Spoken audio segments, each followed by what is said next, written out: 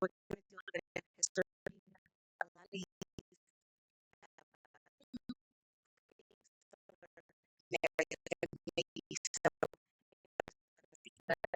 so let's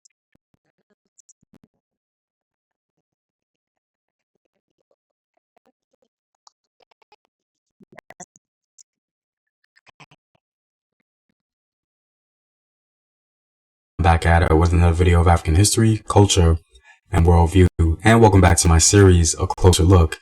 Today, we're going to take a closer look at the Yoruba people.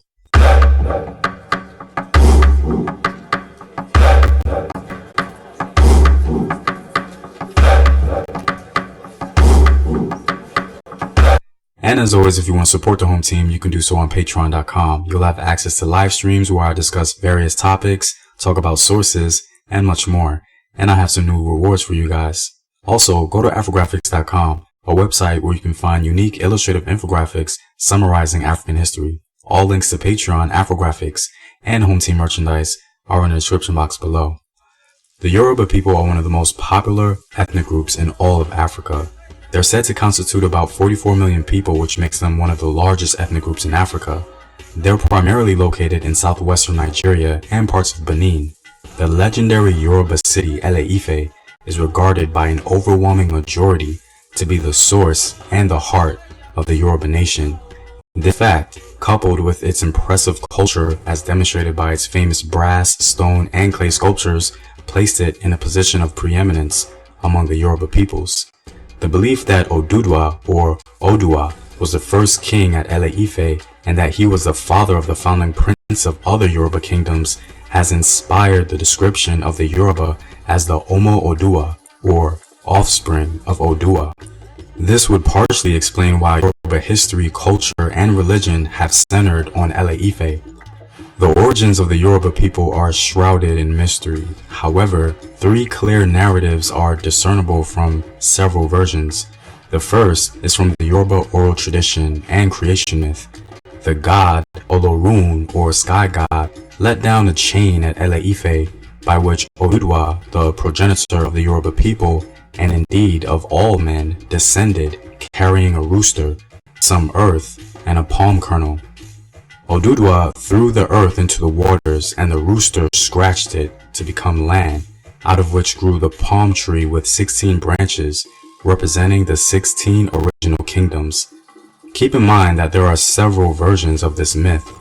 Also, every Yoruba town, lineage, and deity has its own myth of origin. Yet in all of them, Ele-Ife is regarded as a spiritual center. The second narrative of origin has it that the Yoruba are descended from the offspring of Lamurudu, or Nimrod of the biblical and Near Eastern legend, who had been banished and finally settled in present-day Yoruba land. Thus, some trace the origins of the Yoruba all the way back to ancient Mesopotamia, Uruk, or Babylon. A final narrative of origin has the Yoruba present in their modern homeland from as early as 10,000 BC. According to Robert Smith in his work Kingdoms of the Yoruba, archaeological digs have confirmed the existence of a human population in the Adenware area of Yorubaland since prehistoric times. The Yoruba are a deeply religious people. Their pantheon of deities called the Orishas are rivaled only by Nile Valley civilization. The Yoruba religion is centered around an all-powerful creator god, which predates Christianity, the religion of many Yorubas today. They believe in the existence of a universal god called Olodumare or Olorun. It is through him that life is possible. In addition to Olodumare, there are other gods known as the Orisha, some of the most popular of these deities being Shango and Oshun. Shango is the god of thunder and lightning and the greatest Yoruba warrior. His weapon of choice is the double axe. Oshun, one of the wives of Shango, was the deity of the river, pleasure, sexuality, fertility, beauty, and love. Oshun is of great popularity and significance among Afro-descendant women across the world.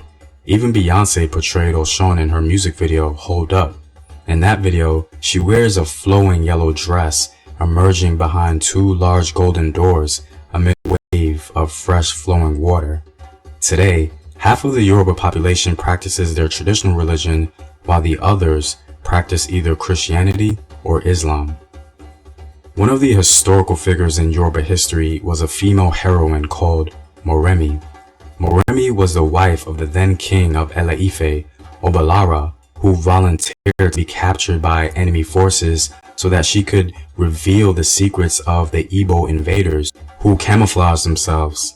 Legend has it that the Igbo, the Yoruba's neighbors, routinely raided Ele-Ife in desperation for food and women. The king, being helpless to stop these raids, was maligned by his subjects. This led Moremi to volunteer to be captured by the Igbos, and very soon she became the favorite wife of the Igbo king. In the heat of passion, the Igbo king revealed the secrets of his attacks on Ele-Ife to Moremi, after which she escaped and went back to Obalara, her husband, who then organized his men to ward off the annual Igbo attacks. Before Moremi left, she had promised the gods a sacrifice upon her successful return to Ele-Ife, but unfortunately, the gods demanded her only child. Queen Moremi complied and threw her daughter into the Oshun River, where she became the goddess Yemoja. In Yoruba religion, Yemoja is one of the goddesses worshipped today in Yorubaland and in Trinidad and Brazil. If Ele-Ife is understandably regarded as the spiritual center of the Yoruba, then Oyo is recognized as the political focal point of the Yoruba. Oyo became the most powerful of all Yoruba kingdoms. Frequent attacks from the Nupe and the Bariba compelled Oyo to reorganize its army into cavalry and infantry. The ruler, Shango, is credited with transforming the small polity into a kingdom, widely acknowledged among the Yoruba as a magician and warrior. He built up officials who played a significant role in Oyo's administration. One basic feature of the Yoruba-speaking peoples is urbanism. Each Yoruba town was an entity in itself. Government in each town was based on an unwritten or oral constitution of the people, in which spiritual matters were intrinsically tied with the physical world. At the head of the government was the Oba, or ruler, assisted by a council called differently in various towns. Known as Oyo Messi in Oyo, it was headed by the Bosarun, or prime minister, who was responsible to the Alafin, king of Oyo. In the African diaspora, Yoruba culture seems to have been better preserved than other African traditions. Unfortunately, a great number of enslaved Africans were of Yoruba stock. For example, a third of Africans enslaved in Cuba. Today, Brazil has the largest number of Yoruba and Yoruba-descended people outside of Africa. Cuba has about 1 million, and Puerto Rico, Trinidad, and the rest of the Caribbean have about 500,000. One of the Yoruba who led the independence movement against the British was Chief Obafemi Awolowo, who together with other nationalist leaders like Dr. Nnamdi Ezekwe and Chief Anthony Anhoro fought the British for early independence and later became the first governor of Western Nigeria. He was probably the most respected leader of the Yoruba in living memory. Well, I'm all out, guys. If you like these videos and want to help out in its continued production, you can do so on Patreon.com.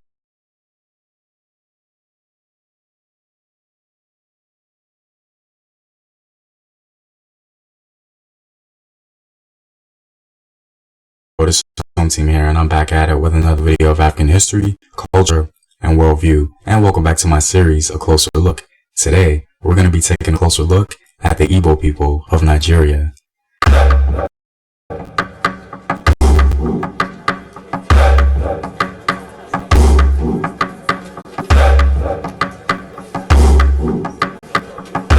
And as always, if you want to support the home team, you can do so on Patreon.com. I have some new rewards for you guys, so be sure to check that out. Also, go to Afrographics.com, a website where you can find unique illustrative infographics summarizing African history.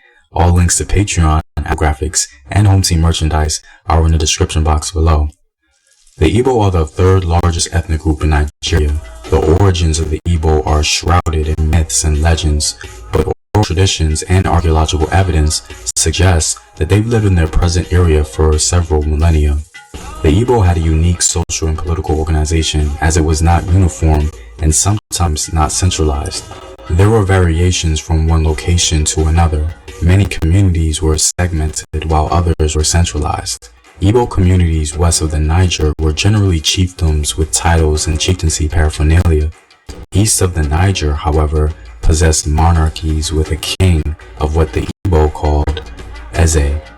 Men, and in some cases women, were either conferred with titles or they bought them from existing title members.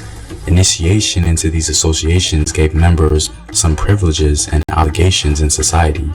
Age-grade organizations and the deities acted as centralizing agencies in Igbo communities. Like some other African peoples, the Igbo have a pantheon of gods and goddesses ranked according to importance and function. The head of the pantheon is Chukwu, the supreme god. Other high gods in the pantheon are Anyanu, the sun, Egwe, the sky, Amadi Oha, the lightning, and Ala, Chukwuzo, the earth goddess and mother of the Igbo people. Lesser divine beings include deities associated with nature and agriculture, such as Aha Njoku, a goddess associated with women's activities and cultivation of yams, a central ingredient in the Igbo diet. In a myth told by the Igbo, humans sent a dog to the supreme god, Chukwu, to ask him to restore the dead to life. The dog was meandering along on his journey, and slowly his message was overtaken by a toad that had overheard. The toad wanted to punish humans for whatever reason, so it gave Chukwu the message that humans did not wish to be restored to life after they had died. Chukwu agreed to the request, and of course would not reverse his decree even upon the dog's arrival with the true message. The dog pleaded with Chukwu, but Chukwu already made his decision, and so according to the Igbo, death became permanent. The Igbo had many regional powers, but the most popular and perhaps the most effective was the Kingdom of Nri. The Kingdom of Nri had tremendous political and religious influence over most of Igbo land. In all honesty, the Igbo Kingdom of Nri is the most fascinating African kingdom I've ever studied because of how it developed and grew. I'll go as far as say that the Kingdom of Nri is definitely the most unique kingdom in all of African history. Why? Well, because the kingdom grew not because of war as it all or most other African kingdoms. It grew because it sent religious missionaries or priests to convert the people and incorporate them into the larger Nri state. The entire kingdom was ruled by a sort of priest king called Eze Nri. The Kingdom of Nri was perhaps one of the most morally upright places in West African history. It became a sort of safe haven for rejected people in their communities, and also a place where slaves were set free from bondage. The socio-religious influence of Nri at its height of power developed into what historians have acknowledged as a sort of holy land for Africans and compared it to other religious cities across the world. The Kingdom of Nri is considered by the Igbo to be the oldest Igbo state, emerging around 900 AD, and they've been called the Warriors of Peace. The Igbo displayed advancement in technology in their region in their quest to improve their situation. They learned ironworking, which helped them overcome the difficulties of the forest environment, and they engaged in other crafts and industries as well. Traces of ancient Igbo civilization can be found in the village of Ukwu. Beautifully crafted artifacts discovered by a farmer in 1938 gave us clues about early Igbo culture and way of life. As the ancestors of the present-day Igbo, the people of Ukwu are currently considered the earliest smiths of copper and its alloys in West Africa. Radiocarbon dating places the Ukwu metalworking site at 850 AD, which would make the Igbo Ukwu culture the earliest known example of bronze casting in the region, even before the fantastic and more popular bronze metalworking of the Yoruba at Ele-Ife. The metal artwork of the Igbo at Ukwu signifies a concentration of wealth, a specialized metalworking industry, the presence of skilled metalworking specialists, and the existence of extensive trade. In order to truly understand the tremendous technological skill and genius of the Igbo during this time, we must quote some of the known scholars who witnessed it. The Igbo bronzes at Ukwu amazed the world with its high level of technical and artistic proficiency and sophistication, which was distinctly more advanced than contemporary bronze casting found in other parts of the world. One of the Igbo objects found, which was a water pot set in a mesh of simulated rope, is described by Hugh Honor and John Fleming as a virtuoso feat of lost wax casting. Its elegant design and refined detailing are matched by a level of technical accomplishment that is notably more advanced than European bronze casting of this period.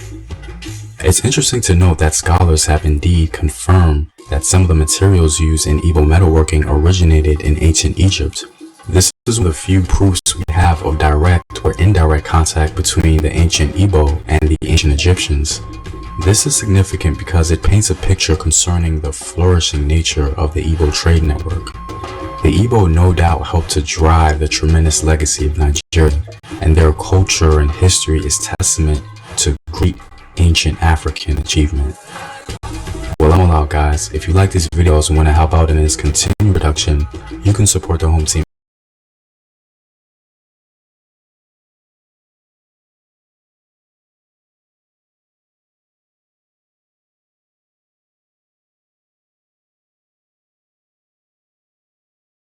Humankind started in Africa, so it's no wonder that many great and complex civilizations originate from that remarkable continent. The Yoruba people are one such group. This dynamic culture continues to spread today, extending its influence across America and beyond.